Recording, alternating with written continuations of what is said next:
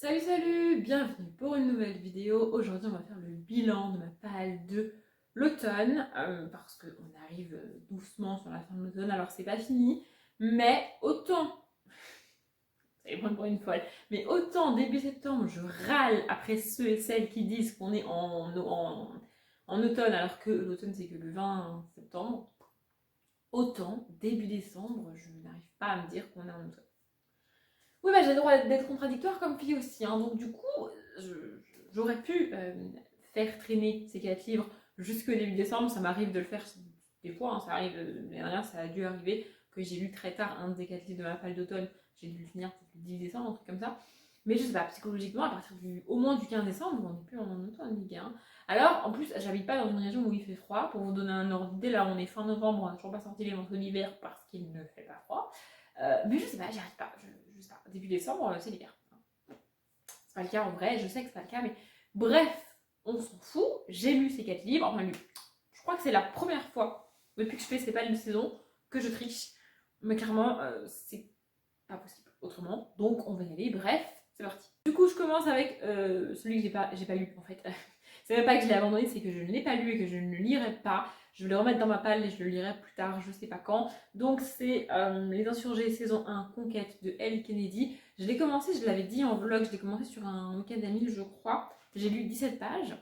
Et en fait, ce qui fait que je ne le lis pas et ce qui fait que ça n'a pas été possible, c'est que je voulais une romance. Mais c'est pas une romance, enfin c'est une romance dans un contexte particulier. Et moi je voulais juste une romance basique, un truc léger, un truc fun, un mec qui rencontre une fille qui rencontre une fille, un mec qui rencontre un mec, je m'en fous, mais je voulais juste une romance, un truc tout mignon et tout léger. Et là on se retrouve avec une romance dans un monde dystopique, avec tout le monde a peur pour sa vie, tout le monde se bat, dès qu'il y a quelqu'un qui rentre dans le bar, tu te retournes, tu regardes, si tu le connais, est-ce qu'il est armé, est-ce que je sors mon arme, enfin, on est dans une espèce de tension, c'est pas du tout ce que je voulais. Donc du coup, j'ai pas lu. Voilà. Mais je vais le lire, je vais le remettre dans ma palle et je le lirai je sais pas quand j'aurai envie d'une romance, mais pas que. Oui, parce que c'est exactement ça, c'est une romance, mais pas que. Je crois que c'est la première fois que chez Hugo que je lis ce genre de livre. En fait, généralement, chez Hugo, c'est vraiment que des romans, quoi. Genre une romance contemporaine, on est à New York, on est à Londres, on est à Paris, on a un mec qui rencontre une fille, blablabla, ou une fille qui rencontre une fille, un mec qui rencontre un mec, évidemment. Mais voilà, l'histoire, c'est juste leur vie à eux, leur rencontre à eux. Là, c'est pas juste ça, en fait, hein, c'est pas plus compliqué que ça. Et clairement, j'avais pas envie de faire ça. Donc, il a traîné pendant des semaines sur ma table basse, pendant des semaines, peut-être 2 semaines, et j'ai pas eu envie de le reprendre, en fait. Et là, le moment fatidique de la fin de la saison approche à grands pas. Je ne l'ai pas mis dans la palle du Cold Winter, vous verrez ça très prochainement, elle va sortir sur la chaîne, la palle du Cold Winter. Donc clairement, je ne le lirai pas en décembre non plus. Et je me dis, bah tant pis. Pour la première fois, je ne lis pas un des livres de cette palle de saison. C'est pas très grave non plus, je m'en remettrai. Pour ce qui est des livres lus, on va commencer avec Cyrano de Bergerac de Edmond Rostand. Alors oui, du coup, dans cette vidéo, il y a zéro surprise pour ceux qui ont vu mes vlogs, parce que c'est le livre que j'ai lu pendant le mois de novembre, et bah donc vous m'avez vu en parler en vlog. Ça n'a pas été franchement une réussite, cette pièce de théâtre. Je suis pas fan du tout de cette histoire, je suis pas fan du tout du style, j'aime pas Cyrano de Bergerac, c'est pas un personnage qui m'intéresse plus que ça.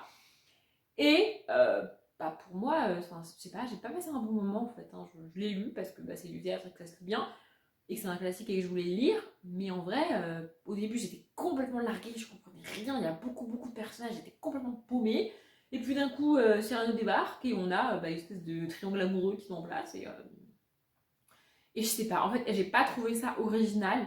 J'ai pas trouvé ça intéressant, j'ai trouvé que c'était du vu et du revu. Alors peut-être que quand c'est sorti, c'était pas du vu et du revu, encore que, je l'ai dit en vlog, hein, ce concept de un homme aime une femme et la femme elle aime un autre homme et l'autre homme il aime une autre femme et on a une espèce de chaîne comme ça, c'est assez fréquent dans les pièces de théâtre. Je sais pas, c'était un truc qui était fréquent à l'époque des pièces de théâtre. Aujourd'hui, il y a moins de pièces de théâtre qui sont écrites et qui sortent, d'après ce que j'ai constaté en tout cas.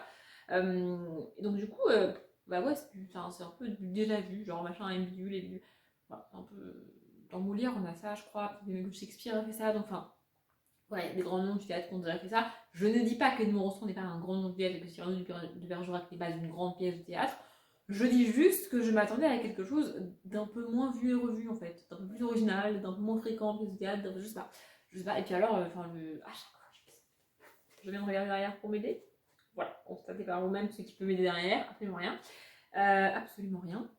Bref, je l'ai lu, c'était sympa. Je l'ai dit en vlog, je pense que c'est une pièce de théâtre qu'il faut voir. Il faut voir une représentation de cette pièce de théâtre parce qu'il y a tellement de personnages et tellement d'échanges entre les personnages que à lire c'est lourd en fait. Parce que je crois que je l'ai dit ça aussi en vlog. Moi, quand je lis une pièce de théâtre, pendant la première page ou les 2 premières pages de la scène, je vais lire qui dit quoi. C'est-à-dire que je vais lire les noms des personnages. Genre, je vais dire Cyrano, quel est ce jeu renouvelé de Diogène, le Capucin.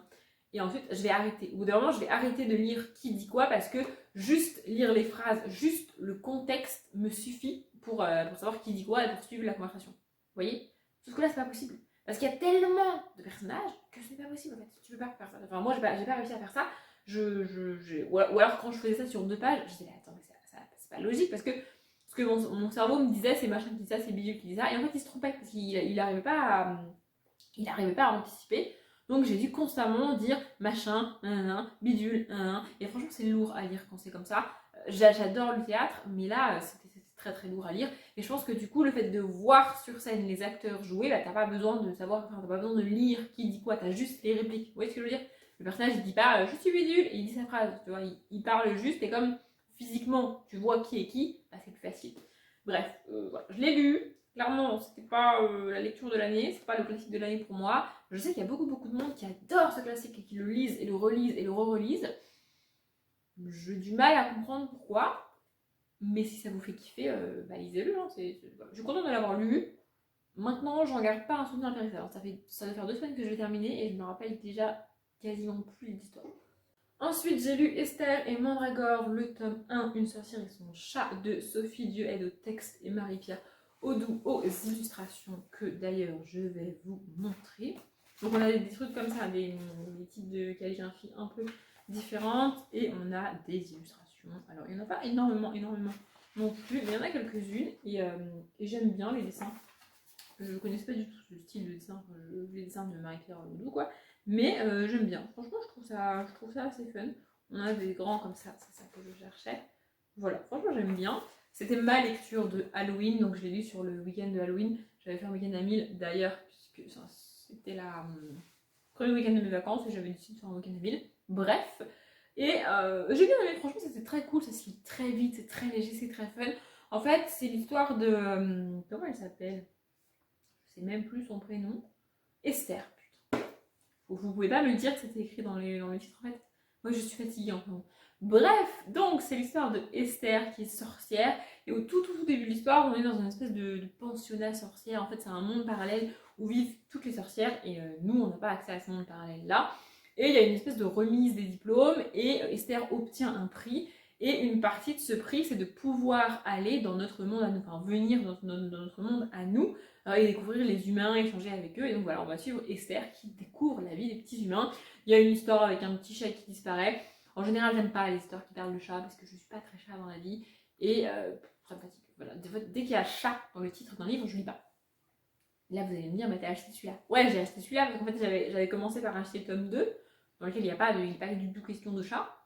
Et après, j'ai acheté celui-là parce que j'avais le tome 2 et du coup, je voulais lire. Et... Voilà. Donc, pour vous donner un ordre d'idée, si j'avais su que ça c'était le tome 1 et que j'avais pas acheté le tome 2 avant, j'aurais pas acheté cette saga parce qu'il y a chat dans le titre. Oui, des fois je me mets des barrières toute seule et alors, qu'est-ce que tu vas faire? Voilà, franchement j'ai bien aimé, donc voilà, on a cette histoire avec ce petit chat, en fait elle rejoint sa tante qui vit dans le monde des humains, enfin dans le monde des humains, oui dans le monde des humains, et c'est très fun, c'est très léger, j'ai le tome 2, je vais le lire dans pas longtemps je pense, franchement c'est pas ma saga jeunesse préférée, c'est pas une saga jeunesse que je trouve génialissime et qu'il faut absolument lire, machin et tout, mais c'était sympa, franchement j'ai bien aimé. Pour Halloween c'était parfait, c'est une sorcière, des trucs, des chats, des pouvoirs et machin. Et voilà, en fait Esther est un peu une petite fille qui aime bien ne pas trop respecter les règles, et je trouve ça fun. Bref, voilà, j'ai passé un bon moment, c'était pas la lecture jeunesse de l'année, mais c'est sympa. Et j'avais une musique, oui, j'ai écouté Would You de The Vamps. Et on va finir avec la fin, le tome 13 de Des affreuses aventures des orphelins Baudelaire, écrit par Léonie Snicket. Je me suis rendu compte au montage du vlog dans lequel j'en ai parlé, dans lequel je l'ai terminé, que j'avais été un peu violente avec ce livre, mais c'était ma réaction à chaud. Donc là, c'est un peu redescendu, j'ai un peu réfléchi sur mon avis sur le livre et au-delà de ça sur la saga. Et mon avis est toujours le même. Alors je vais le dire un peu moins violemment, mais mon avis est toujours le même. Donc dans cette saga, pour rappel, j'espère que c'est la dernière fois que j'en parle sur la chaîne, on suit le petit, Violette, Klaus et Pruning qui sont 3 frères et sœurs et qui au début du tome 1 apprennent que leurs parents sont morts et se retrouvent orphelins, d'où le titre.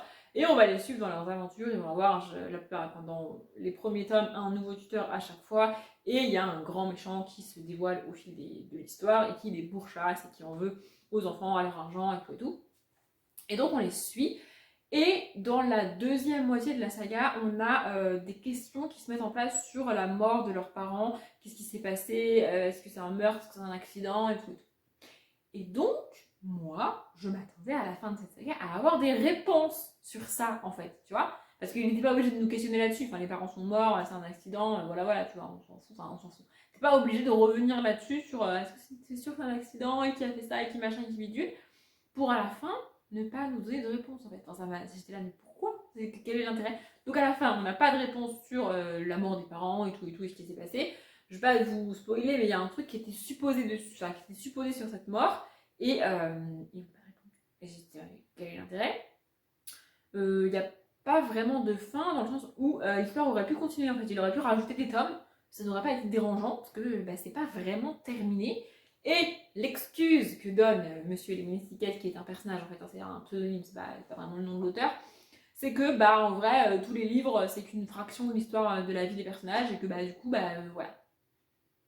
Alors oui du coup voilà. En fait c'est un peu comme si dans une romance on s'arrête, comment dire, je sais pas moi, on s'arrête au moment où ils vont se mettre ensemble. Voilà. Et là l'histoire se finit. T'as pas la fin. T'as pas le ils se mettent ensemble, tout est bien qui finit bien, ou c'est fini, non. T'as pas.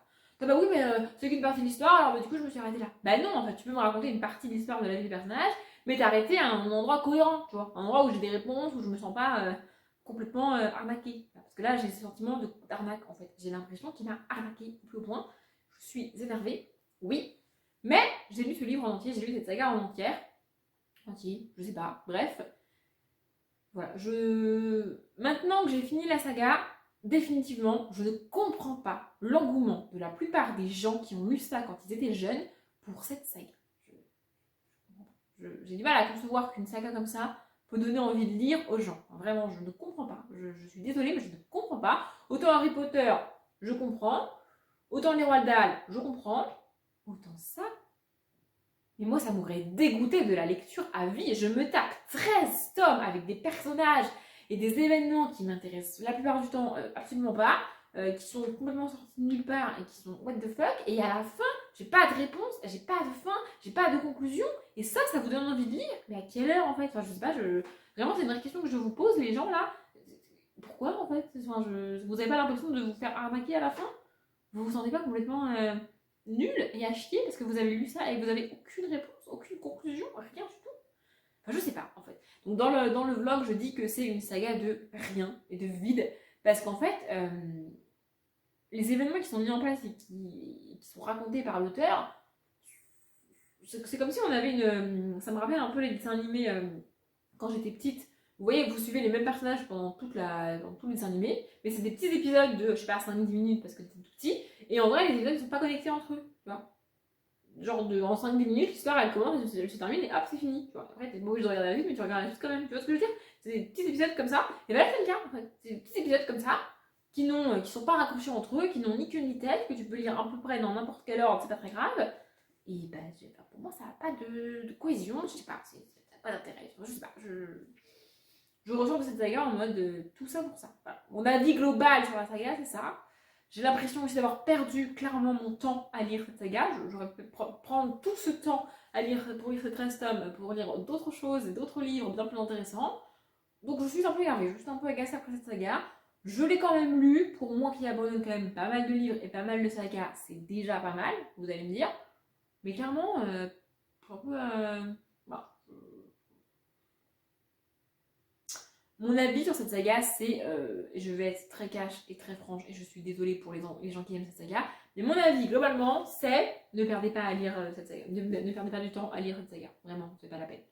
Voilà, bref, j'écoutais Hu Hu de Julia Michaels, et je n'écouterai plus jamais cette chanson, je pense. Voilà, je pense et j'espère avoir dit tout ce que je voulais dire. Je ne l'ai pas dit, mais ne le prenez pas mal si vous avez adoré Les Autres aventures des orphelins de Baudelaire. chacun son avis, chacun sa vie, chacun son enfant, chacun aime ce qu'il veut. Et je sais que c'est une saga très très populaire et que beaucoup de monde a aimé. C'est juste que je comprends pas en fait. C'est pas compréhensible pour moi, c'est pas rationnel pour moi en fait. J'ai mal à comprendre. Bref, j'espère que cette vidéo vous a plu. Comme d'habitude, je vous souhaite une bonne journée, un bon après-midi, un bon appétit ou une bonne nuit. Et je vous dis à bientôt.